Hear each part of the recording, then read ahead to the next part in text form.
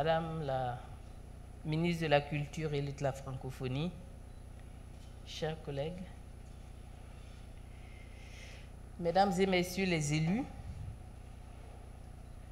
Mesdames et Messieurs les ambassadeurs, Monsieur le Président de la BOAD, Monsieur le Président de l'AMF, l'Autorité des marchés financiers, Monsieur le représentant du gouverneur de la Banque centrale,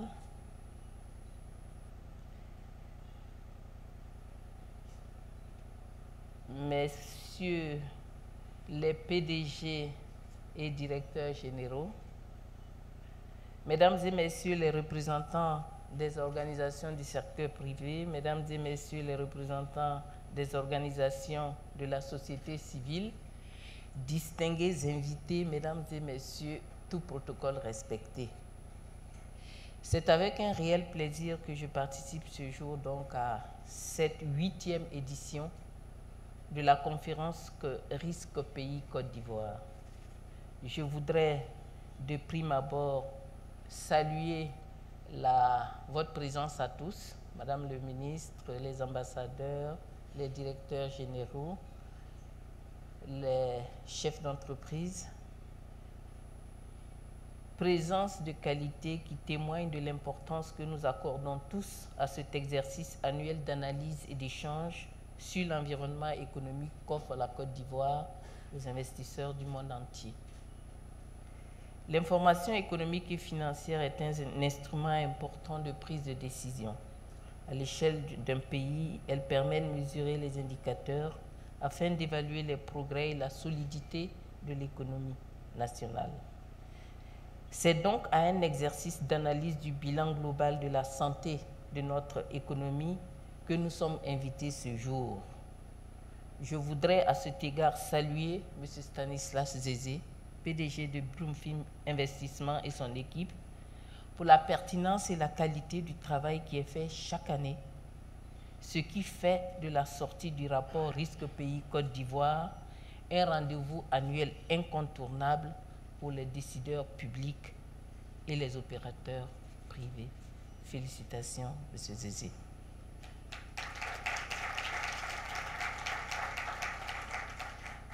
Mesdames et Messieurs, procéder à l'évaluation des risques d'investissement constitue en réalité une priorité pour notre pays qui, pour accélérer le progrès économique, se hisser au rang de pays à revenus intermédiaires de la tranche supérieure et renforcer ainsi la lutte contre la pauvreté et les fragilités, a choisi de faire des investissements privés le moteur de sa croissance économique.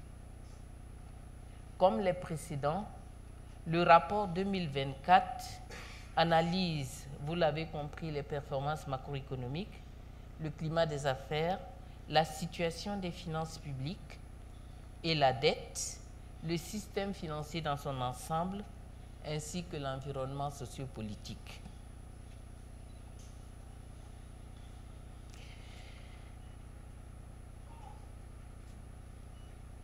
Mesdames et Messieurs, nous avons parcouru et examiné avec beaucoup d'intérêt ce rapport. Au niveau des performances macroéconomiques, le rapport indique des progrès notables, surtout depuis la sortie de la crise Covid. Il reconnaît bien entendu d'autres chocs exogènes, notamment la persistance de la crise russo-ukrainienne, la poursuite de politiques monétaires restrictives au plan international, avec leurs conséquences sur les taux d'intérêt et les prix. Il reconnaît également les performances remarquables de notre économie, qui se montre résiliente malgré les divers chocs négatifs et affiche un taux de croissance robuste de 7% en 2023. Toutefois, il en ressort, M. Zézé l'a dit tout à l'heure, une lenteur des progrès en matière d'industrialisation, de même qu'une insuffisance de réponse face aux risques climatiques auxquels nous faisons face. Par ailleurs, le rapport révèle qu'au niveau du climat des affaires, la Côte d'Ivoire a progressé dans sa lutte contre la corruption grâce aux réformes juridiques et institutionnelles qui sont menées.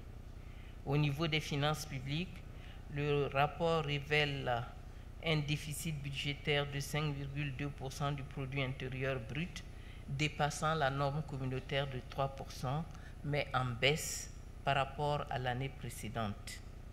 Au niveau du système monétaire et bancaire, le rapport montre que malgré 3 relèvements des taux directeurs de la BCEAO pour combattre l'inflation notamment, inflation persistante dans la zone UEMOA, la Côte d'Ivoire affiche en 2023 un taux d'inflation de 4,4%, au-dessus du seuil communautaire de 3%.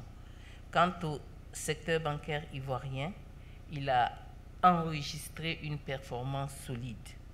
De même, la BRVM a connu une croissance notable en 2023 avec une hausse de la capitalisation globale et de la valeur des indices boursiers. Au niveau sociopolitique, les indices de sécurité et de terrorisme ont affiché des améliorations significatives en 2023, indiquant une relative stabilité sécuritaire.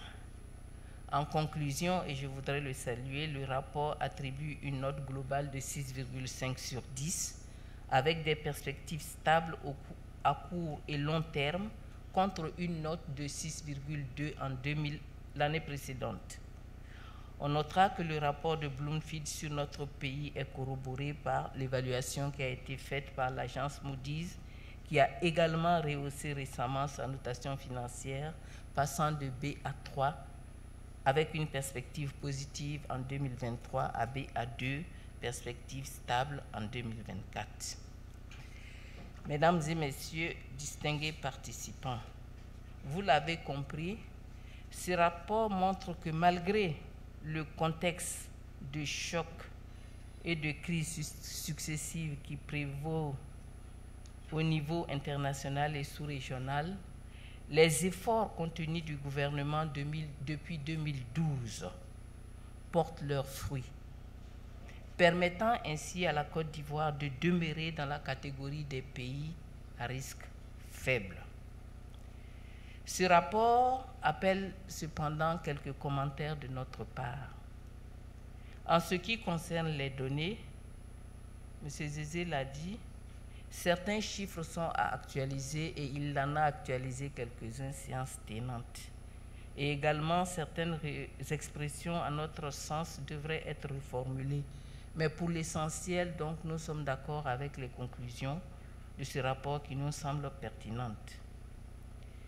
En ce qui concerne les données, bien sûr, compte tenu de la date de parution, le rapport a utilisé des données à fin septembre 2023, alors que des données annuelles plus actuelles sont disponibles depuis le mois de février 2024. Nos données économiques et financières sont des données publiques. Donc, sur les sites des différents ministères, vous pouvez y accéder. De même, les différents tableaux devraient être indiquer les dates exactes de publication des données. C'est extrêmement important étant donné qu'il y a une progression dans la validation des données. Nous avons des données provisoires, des estimations, des données définitives. Donc, c'est important que nous puissions avoir donc des dates de production des chiffres. Dans le rapport, on a noté donc une interrogation ou quelques préoccupations en ce qui concerne le processus d'industrialisation. Là-dessus, je voudrais rappeler que le processus d'industrialisation d'un pays est un processus long et qu'il dépend aussi de facteurs internes et externes. Et que la Côte d'Ivoire, qui s'est montrée résiliente ces dernières années, malgré les chocs exogènes, est sur une bonne trajectoire. Et le gouvernement, sous la conduite du Premier ministre, Robert Begré-Mambé, est résolu à faire en sorte que notre pays devienne une puissance industrielle régionale à moyen terme. Dans cette perspective, des réformes sont faites pour améliorer la compétitivité de notre économie. Également, des investissements majeurs sont réalisés pour améliorer et accroître notamment les infrastructures industrielles, la connectivité physique et numérique et les capacités énergétiques de la Côte d'Ivoire. C'est le cas au niveau de la manufacture, en l'occurrence l'agroalimentaire, les mines et hydrocarbures, ainsi que les matériaux de construction. Au niveau de l'agroalimentaire, il est important de noter par exemple que la Côte d'Ivoire a beaucoup progressé dans la transformation locale de ses matières premières, en l'occurrence le cacao, où nous avons dépassé, où on va dire environ le tiers de la production nationale est transformée localement désormais. En ce qui concerne le cajou, où on était à moins de 10% il n'y a pas si longtemps, le taux de transformation locale a atteint les 23% et les capacités installées vont au-delà. Le gouvernement travaille également à accélérer la transformation structurelle de l'économie à travers le développement de grappes industrielles. Vous savez que le PND 2021-2025 a identifié 7 grappes. Au-delà de l'agro-industrie de tête, je sais que nous avons les matériaux de construction, la pharmacie, la chimie, plasturgie et j'en passe. Et le gouvernement est en train de mener une étude sur chaque grappe pour voir comment accélérer la transformation du développement de ces grappes. Nous avançons, je pense qu'il y a 2 secteurs pour lesquels les études sont disponibles.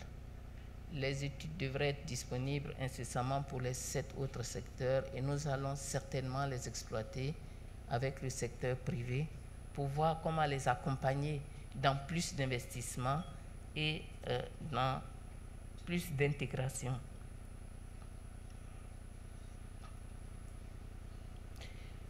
Et également souligner au niveau de la transformation structurelle de l'économie les efforts qui sont faits pour accompagner les PME locales, le développement des PME locales. Au niveau de la lutte contre le changement climatique, le gouvernement tient à réaliser ses contributions déterminées au niveau national dans le cadre de l'accord de Paris, notamment en réussissant la transition écologique de son économie. À cet effet, en plus donc des programmes en cours, vous vous souvenez de ce Legacy programme que nous avons établi et qui est financé par ailleurs donc, à l'issue de la COP d'Abidjan. Nous avons l'initiative de cacao durable qui s'exécute. Le gouvernement vient de conclure avec le Fonds monétaire international en mars 2024 un accord sur la facilité de résilience et de durabilité d'un montant de 1,3 milliard de dollars US. Cet accord est adossé en réalité à une matrice de réforme qui concourt à l'adaptation et à l'atténuation des impacts négatifs du changement climatique.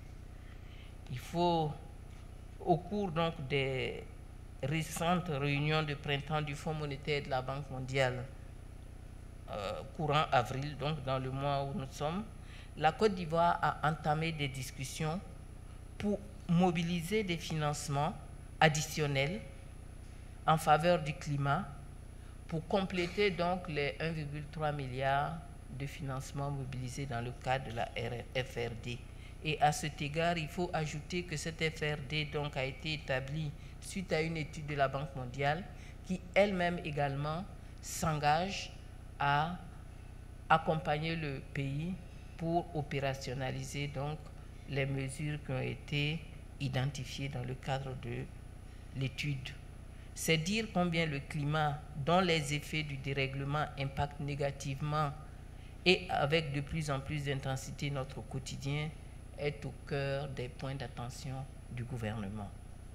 Au niveau des finances publiques, le rapport a souligné donc la réduction du déficit, le déficit qui est en deçà des normes communautaires, le déficit qui, il faut le dire, est en lien aussi avec les chocs successifs que le pays a connus. Vous vous souviendrez que des mesures fortes ont été prises pour pouvoir faire face aux effets négatifs de la Covid. Donc ce déficit est en réduction constante. L'objectif est d'atteindre les 3% qui sont la norme communautaire, mais il faut dire que les taux de déficit sont en ligne donc avec le programme économique et financier que nous avons avec le Fonds monétaire international, et en relation avec ce fonds, l'objectif de 3% est à l'horizon 2025. Donc le taux à fin 2025 devrait être de 3% du produit intérieur brut. En ce qui concerne le niveau de la dette, les chiffres ont été corrigés. Le taux d'endettement à fin 2023, c'est bien 51,8% du produit intérieur brut. Et vous l'avez dit, nous sommes en situation d'endettement. Nous ne sommes pas en situation de risque d'endettement faible, nous sommes en situation d'endettement modéré. Mais au-delà du ratio, ce qu'il faut noter, c'est que l'analyse de la viabilité de la dette, analyse qui intègre également les critères relatifs à la liquidité, donc la capacité à y faire face immédiatement, indique que la Côte d'Ivoire est à risque de surendettement modéré.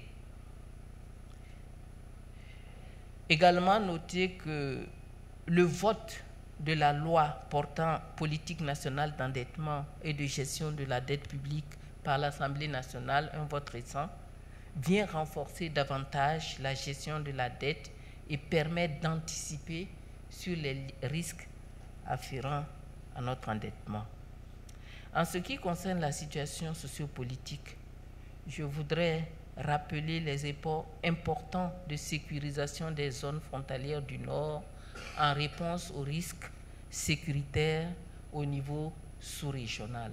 Des investissements importants sont faits pour y faire face.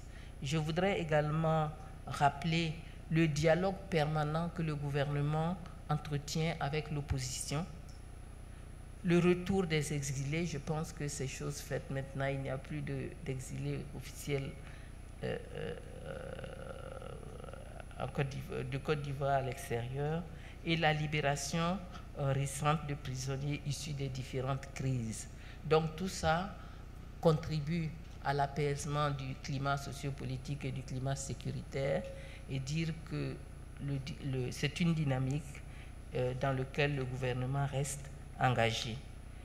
En résumé, indiquer que les points de fragilité mentionnés dans le rapport font déjà l'objet d'attention par le gouvernement à travers la mise en œuvre de mesures de mitigation, notamment le renforcement de la surveillance et de la réglementation des prix des produits de grande consommation, l'élaboration en cours de la stratégie de mobilisation des recettes à moyen terme. À cet égard, peut-être un petit commentaire concernant le taux de pression fiscale. J'ai entendu qu'il y a le taux ressenti et le taux effectif, et j'ai surtout un peu tiqué sur la question de l'informalité, parce que le tableau qui a été présenté donnait les taux dans la zone UEMOA, et je ne pense pas que la Côte d'Ivoire ait une économie plus informelle que les économies des autres pays de la zone UEMOA. Donc peut-être qu'on va chercher l'explication ailleurs, mais le différentiel de taux de pression fiscale ne peut pas s'expliquer par le fait que nous ayons une économie plus informelle.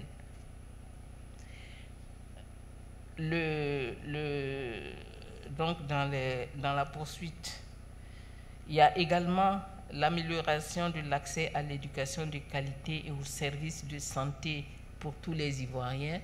Et là-dessus, donc, peut-être expliquer un peu mon étonnement et mon désarroi sur l'IDH.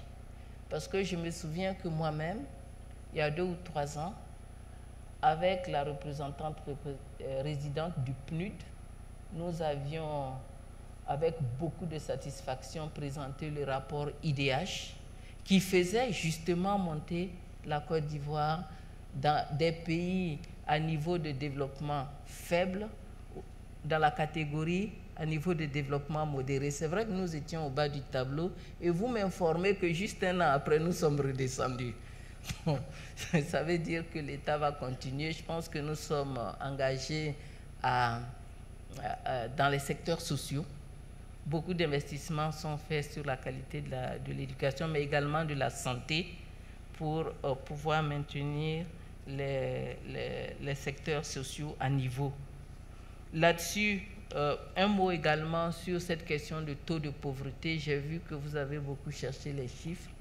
Il faut dire que depuis maintenant, on va commencer la 3e édition cette année, il y a un dispositif de calcul de la pauvreté, une enquête, on le fait au niveau sous-régional pour espérer rendre les chiffres comparables.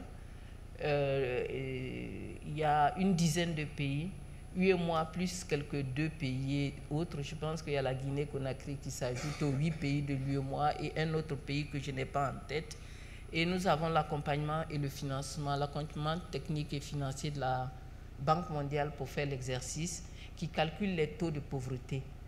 Le dernier chiffre de la Côte d'Ivoire, donc le HVM de la Côte d'Ivoire date de 2021 et le taux de pauvreté était de 37,5%. C'est le taux officiel qui a été publié et nous allons calculer un taux de pauvreté pour 2024 ou 2025. Tout dépend de l'année de la mesure, mais on a commencé le processus, donc 37,5%. Donc ainsi, alors les mesures de mitigation, donc le maintien de la stabilité politique et sociale pour attirer les investissements et promouvoir le développement.